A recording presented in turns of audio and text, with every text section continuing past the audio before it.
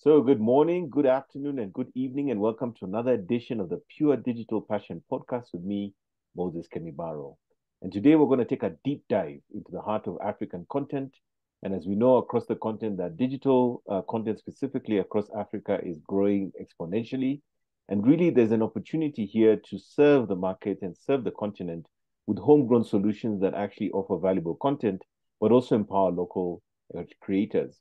And today we're going to be looking at Rifaly. This is a platform that's been called the Amazon of African content. And joining us today is Johannes Lutainulwa from Smart Africa Group. Thank you so much for joining us, Johannes. Thank you, Moses, for the warm introduction, and thank you for taking the time and actually catching up on this. And yes, so I'm looking forward to pretty much expounding how our journey has been, and just to tell that story and how Africans can be able to support local innovations, and there is great opportunity around technology and digitization. And we are happy to be here. And something that we build upon is collaboration. So allow me to introduce myself. My name is Johannes, Director of Business Development and Growth, part of a group of company in Tanzania called Smart Africa Group. Smart Africa Group is an interconnected platform of companies solving different company challenges using technology, innovation, and hybrid marketing. One of our core value proposition is how do we solve different challenges using technology, and we have a subsidiary called Smart Foundry, in which I'm the person that's leading it. So Smart Foundry is a venture studio. So venture studio means that we build different startups to solve different challenges in the market. So think of it as a supermarket of startups. So we are more of building different startups and scaling them. So we look into solving problems, building different local teams, and of course scaling the solutions above and beyond Africa. So one of our products is called Rifaly, and it's a content aggregator platform. So this product has been in the market for the past 7 years. And the inception of the product was just merely around how we were servicing our clients, and a problem started. I remember we lost a tender, and this is because, of course, by that time, digital was as not as popular as now. So we struggled to get that specific paper. By the time we went to the publishing house, the time frame of the tender was already done. So we thought, if this is a problem that is facing us, then definitely has to be an opportunity here to help companies stay ahead with the local news. And also we looked into it further and see how whatever we're trying to build can also improve the business side of things from the publishing houses. So we thought of how can we build a platform that is inspired by what mobile money has managed to do. I remember I was having a chat with one of the colleagues earlier last month. I'm like, when mobile money was pushing its, when telco companies, were pushing mobile money, the first thing I was wondering back in the days, how are they able to make that paper, just disappear and become digital? So we thought, why don't we leverage on that wave and build a mobile and a web platform that allows consumers to be able to connect with their favorite publications in a much seamless and convenient way. So we built a product called M-Paper at that time before we rebranded to Rifaly. So the M-Paper was driven by the word mobile paper, again from the mobile money story. And we managed to solve two problems at that time. First is providing convenience and access to customers to access newspapers anywhere, anytime on their mobile devices. Or if they don't, if they have feature phones, they can also access it on the web version. But on the other side of the ecosystem were the publishers. So the publisher side, we were able to provide two solutions. One is enhancing their distribution channel by leveraging on technology, and also improving their revenue streams by having a new way of monetization and driving sales. So that has been our story. Now we have recently revamped into Rifaly from M-Pepper. And the reason why we revamped it because we've seen great opportunity in digitizing the media industry, especially the traditional media houses. And we believe with our technology, we can digitize beyond newspapers. So talk about newspapers, talk about ebooks, talk about radio shows. Imagine, Kemibaro, your favorite show is on your mobile device. You can always listen to it any point in time, necessarily in case you have missed it in the morning, and you see how things are moving now, fast-paced. So consumers are always looking for convenient solutions. So our goal is to digitize newspapers, ebooks, radio shows, TV shows, and also podcasting, like content creators like yourself. So we are very excited, and through the learnings that we learn every day with the technologies we use and the data we collect, we try as much as possible to see how we can improve the experiences and also add value to our partners within the ecosystem. Great stuff. So, can you tell me a little bit more about how Rifaly is able to differentiate itself from the many competitors you have? Obviously, the space that you're going into or the space that Rifaly is operating, has some very serious incumbents in terms of providing a content aggregation platform. So, obviously the likes of YouTube, Spotify, Apple Podcasts, and even TikTok. So, what is it that makes you different from all these other global platforms that are also currently hosting African content? I think that's a very good question, and these are the questions that we also ask ourselves, especially when we building up these solutions and we're driving this journey with an obsession of improving and enhancing the media industry. So one thing that we had realized is first there is no one-stop shop platform for local content. Especially when you look at consolidating newspapers, consolidating ebooks from African authors, local newspapers from African publishers, consolidating podcasts from African content creators. So these are the things we feel like they're missing, as much as there might be multiple platforms. But we feel like if we're able to consolidate all these content that drive information and knowledge, right, to the society. This is something I think it's a key differentiator for us, because also when you look at it from an advertiser perspective, and these are the guys that are driving the business as well, in terms of helping these platforms monetize better, right, in terms of content, in terms of newspapers, podcasts, and ebooks. So for them as well is more of how we create a sustainable base for them to see value, and of course how they engage with that base.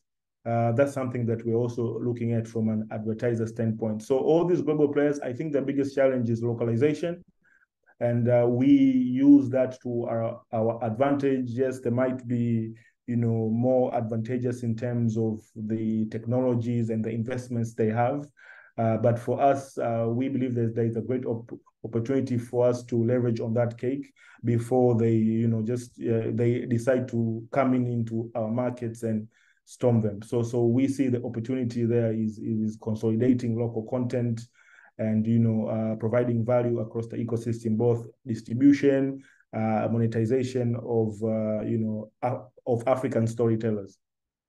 Fantastic. So obviously, one of the biggest issues that comes with content is monetization. I've been a blogger for over 15 years. Monetizing my blog online is definitely a challenge. I've been podcasting now, I think just for over a year. Content monetization is not an easy thing to do. So that's a major concern for people like myself who are content creators. And I would like to understand how the revenue model for Rifaly works so that you're able to give an equitable distribution of revenues when it comes to how you engage with your content contributors.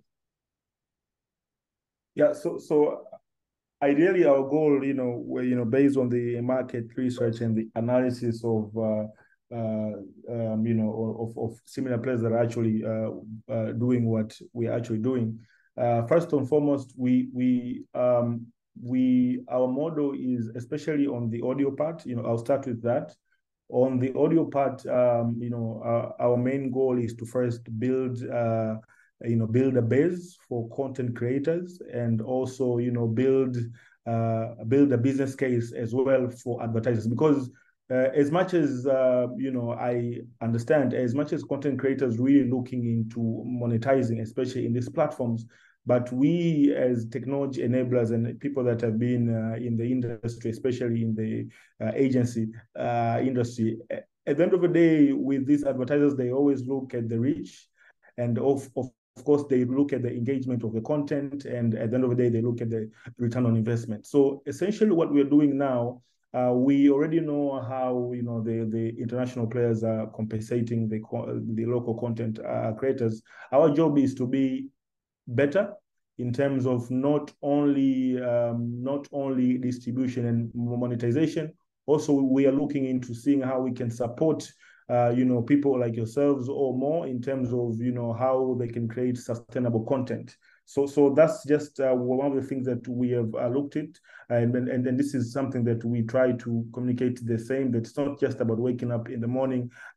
I believe you can attest to that. There's a lot of work that has to be done for that content, to be sustainable, meaning to ensure that consumers are much engaged. So we are looking into being more better than what the Spotify and all other players are actually doing. But at the moment, what we are doing is that we are building a business case for advertisers to see value in leveraging on audio content. They have a feeling, it could be a potential channel in which we are confident it will. But at the moment, we are building traction to ensure that we have a right proper reach for advertisers to see value, and of course, build dashboards that can showcase to them the engagement of the consumers that are consuming your content. So I'll give you a classic example. I remember when it's the same thing as when you look at Facebook back in the day. Facebook, in most cases, all those shops, that were selling on Facebook, there was no monetization model at that time, because mainly Facebook was trying to build a business case for advertisers, right? So this is something that we see, and it's something that we are pushing for now. So at the moment, what we're doing is that we are providing content creators a dashboard for them to be able to understand further. The dashboard, which is a bit competitive based on the competitors in the market, for them to be able to understand further on how consumers are engaging with their content, and use that content to build different value proposition for advertisers that are looking for influencers. Nowadays, I call content creators are also influencers.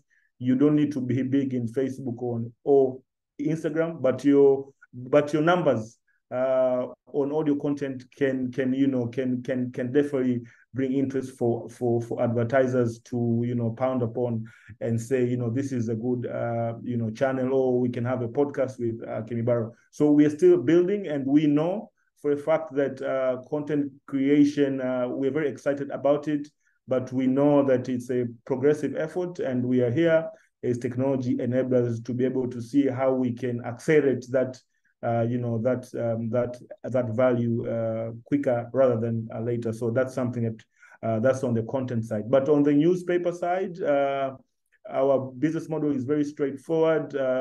It's more on we do a revenue share of 60-40, 60 in favor of the publishers, and then 40 we as the technology enablers. And of course, we don't just provide the technology, we also do a lot of marketing initiatives to ensure that your content is discovered more, and of course, always improve on the technology and the resources that the platform comes with. Fantastic. Thank you so much for sharing that. Now, I'd like to go a bit deeper into understanding, Rifaly for business. And more importantly, businesses across Africa are looking to streamline their media consumption. They want to do this efficiently and practical. We know because of the pandemic that the old way of buying, 20 newspapers in an organization and distributing them across management and then to the rest of the team is no longer practical or even safe. So how does Rifaly for Business specifically cater to organizational needs, and especially the ability, for instance, to look at backdated copies and the dedicated account management that you provide? Yeah, thank you for that good question as well. So I'll just take you a bit back, which is, I think it will definitely come to the answer of the question. So when we were building out the solution, we just focused on consumers. We didn't really think about segmenting whether to have B2C or B2B. And you'll be shocked. Our growth kicked off in once COVID hit. So for us, it was fortunate rather than not unfortunate. So we saw a 60% growth of registered users, retention, in terms of also consumers who were using the platform more. So once we saw that need breaking through once COVID hit, is when we also realized that there is an opportunity for companies to also leverage on the solution. Because at that time we were focused on saying that anyone can get access to newspapers, and then we have simplified the way they can make payment by integrating with local mobile money operators to ensure they access their newspapers much seamlessly. But we saw there was an opportunity for corporates.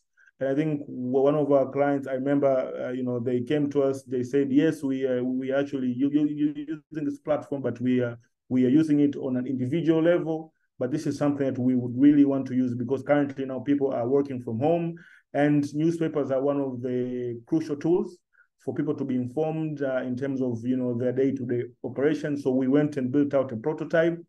And then the rest is history. Now we are here. We have almost 30 companies that are using the platform. And this is a big win for both technology enablers, us, and also media houses, publishing houses. As much as we see that there's a big shift, especially in the business, and companies are finding different ways to advertise, and they're struggling with cost of production and all these things. So we come in as an enabler to see how we can curve that potential risk by using technology. So companies are leveraging on our platform to be informed earlier. It doesn't matter where you are, whether you are working from home or at the office, newspapers are available to you by midnight and things like that.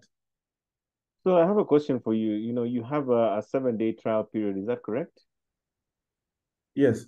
And that seems like a really good entry point for many companies. So what I'd like to hear from you is what sort of feedback have you received from organizations that have tried the platform, done the trial, and presumably have gone on to even sign up? What's been experienced so far by them using the trial period? Yeah, so the experience has been great, and one of the reasons why you really have to give consumers the experience first before you start charging them. And this is something we've seen, especially when you're trying to adopt to a new technology or service. So the 7-day free trial has kind of helped us in terms of allowing companies or consumers that want to join in as companies to be able to just try out the platform and see how they can be ahead of information, because on our platform you are able to get papers from 12 a.m. Midnight. Newspapers are archived for your convenience, so in case you want to access the newspapers at any point in time, this is something you can easily just log into the platform and get access to backdated copies. We have an archive from 2015, so all these are value propositions that we try to address compared to the traditional way of consuming papers. Also, the fact that now our product Rifaly is beyond Tanzania, we're now aggregating content in Kenya and Uganda, so newspapers, podcasts, and we will soon also launch ebooks. So these are all values that we provide for the companies, and this is something that we've seen that is really driving them to opt in to use the service. So the 7-day free trial is more of ensuring the experience, what we are offering in terms of value proposition, and then from there on, we see that they normally easily want to onboard their members that are whether they're within the country or across, just to drive that convenience. Now, we know that for a fact that obviously Africa is diverse. We have, so many countries, so many languages, so many cultures. And I'm just curious, how does Rifaly ensure that the content is not only varied, but also authentic and of high quality? Yeah, so I'll tell you a good example. So our journey was, let us first digitize newspapers, because first with the newspaper companies, they definitely have to be verified to be print houses. So we have a KYC process that is adhering to whether the company is allowed to engage in such a business. So we have a dedicated team that does the KYC for the publishers, right? And in this sense, we come in as an aggregator platform. So simply our job is to deliver the content, right? And in regards to book authors as well, we do have a KYC process as well. We understand, of course, with book authors, you might have the person that wrote the book and the distributor. So these are things that we are very mindful, especially in onboarding content creators. But in the side of audio podcasters, I think for now we have not opened it as a self-service. So we are very also keen into vetting the type of content the content creators are putting out, because our product is driven by two fundamental things. We are driving information and knowledge through technology. So this is something that we are assuring that is adoptable for all markets, but we're in the process of further automating our self-serve and implementing AIs that should be able to do a rigorous cross-check before the content is uploaded on our platform. Fantastic, fantastic. Thank you so much for sharing that. As we continue, I think another question I'd like to ask is obviously the question of success stories. I mean, a lot of content creators today are putting their content on a myriad of platforms out there, social media and other platforms like Spotify and so forth. But do you have any success stories of, people who are content creators or even publishers who have benefited since they joined Rifaly? Yeah, I'll give you a classic example, especially for the publishers. So we've been in the business for the last 7 years, and we have partnered with one of the biggest publishing houses in Tanzania, which is called Mwananchi, and then they are part of the National Media Group, which they cut across the East African market. So we've been together with them for the past 7 years. Of course, we have also been together with one of the other biggest publishing houses in Tanzania called IPP. So these brands being on our platform, I think it's a testament of us being able to deliver our promise. And as I said earlier, that once we saw the growth of 60% during COVID, we've managed to maintain a growth of 30%, year on year. And something that we are doing beyond now. At the beginning, we were just focused in distribution and venturing into new business models for publishers. But now we are going beyond by providing more data analytics for the publishers to be able to understand how consumers are engaging with the publications. That has a ripple effect of improving their content strategy, as well as improving the rate card, because the biggest challenge I think the publishing houses are facing is that advertiser revenues are going lower, and of course a higher cost of distribution, because the process is quite manual. And these are the things that I think it's putting a lot of media houses in a very tricky situation in terms of maintaining the business. So we come in as an enabler to be able to, salvage that in any way we can. And us being able to provide them with more data on how consumers are engaging with their papers.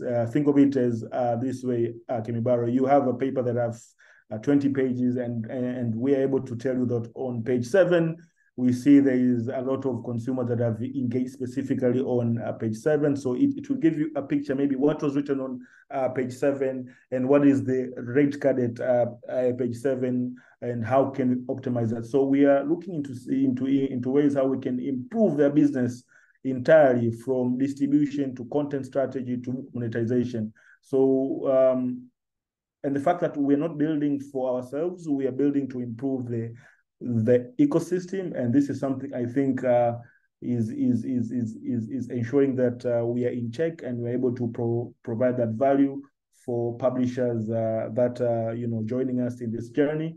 For the content creators, I would like us to have this session in the next 6 to 7 months, because we have recently just launched the audio section of our product.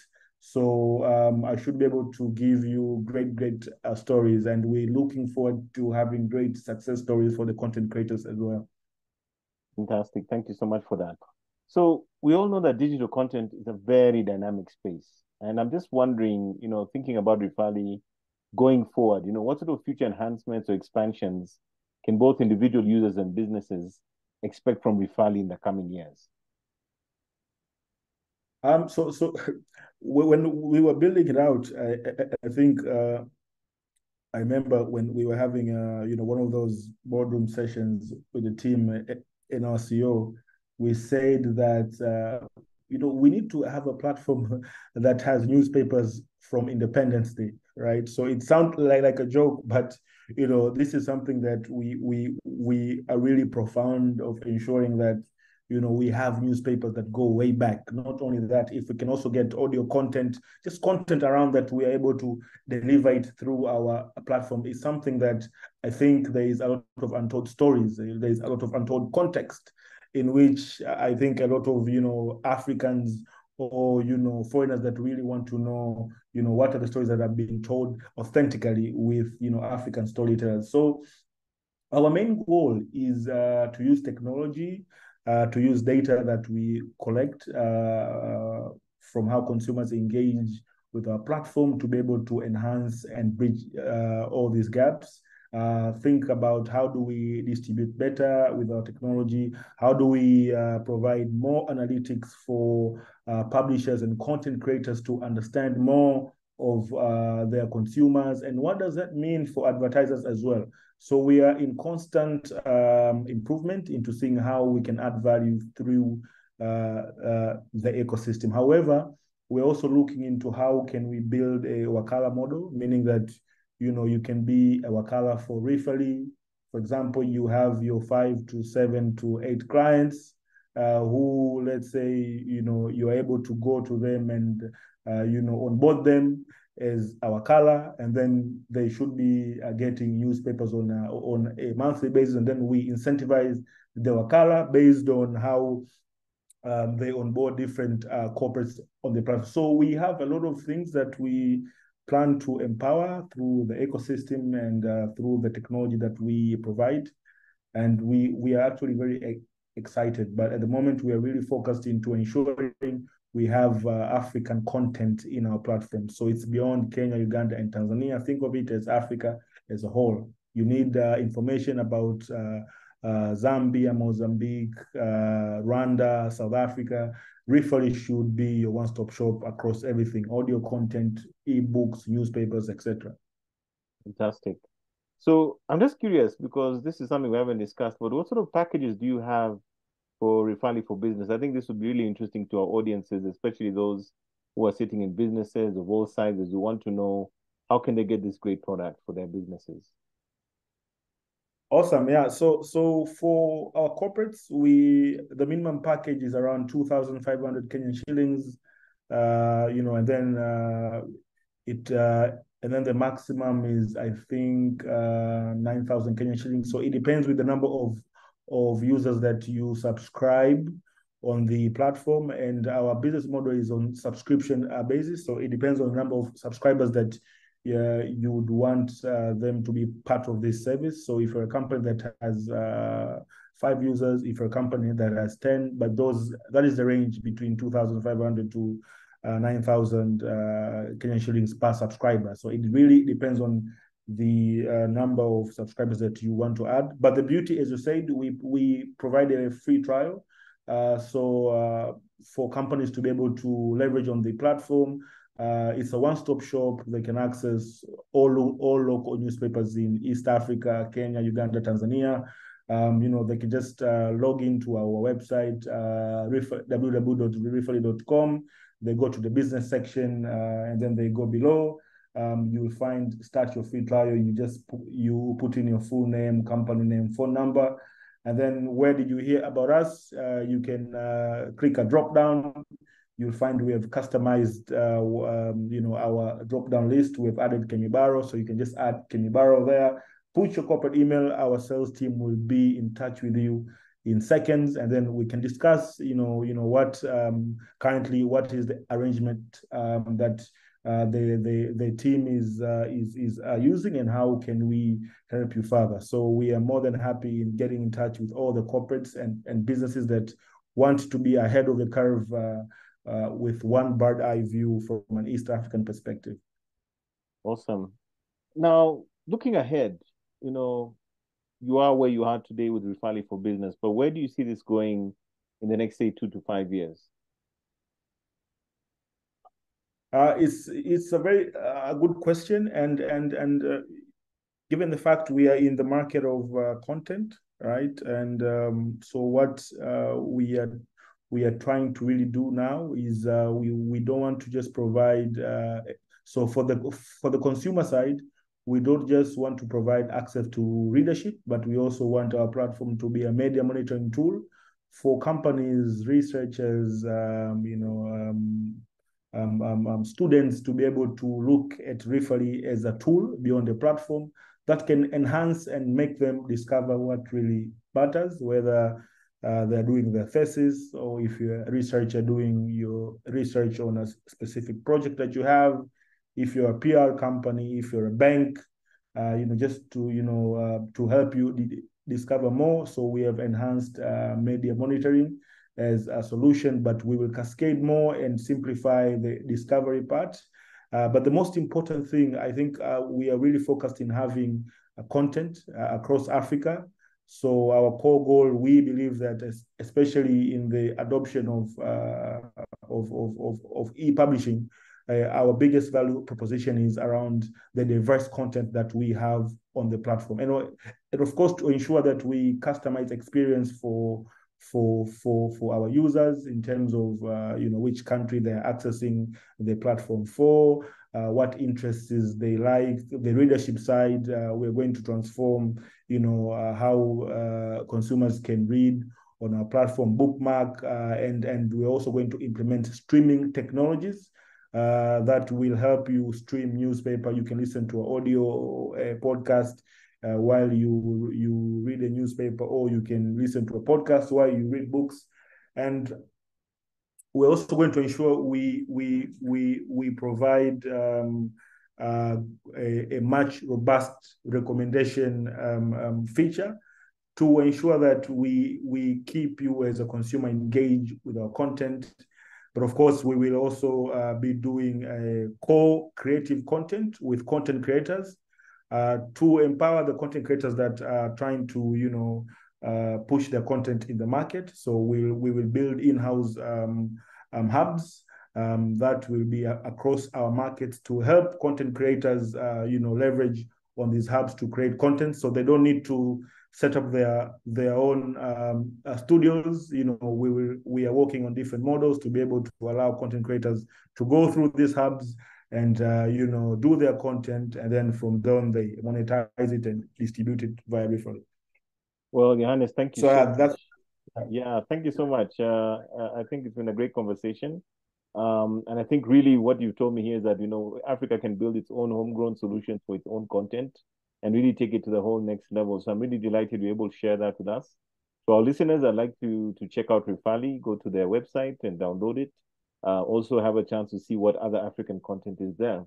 And I think with that, I'd just like to thank you all for listening to this podcast and reminding you to stay passionate about all things digital in Kenya and Africa. We'll catch you in the next one. Asanteni sana.